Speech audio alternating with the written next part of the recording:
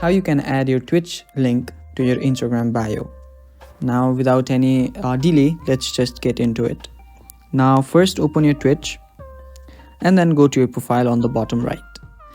After this page opens up, be sure that you're on your creator dash mode. If you're not, click on the creator dash mode. After you go to your creator dash mode, what you need to do is you need to go to your edit stream info.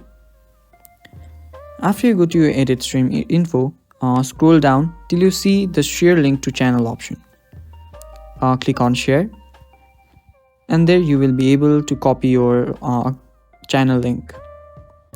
After you copy your channel link, press on done, and then just close your Twitch. Then you need to open your Instagram. Now after you open your Instagram, go to the bottom right, that is on your profile section. There you will see an edit profile button right below your profile.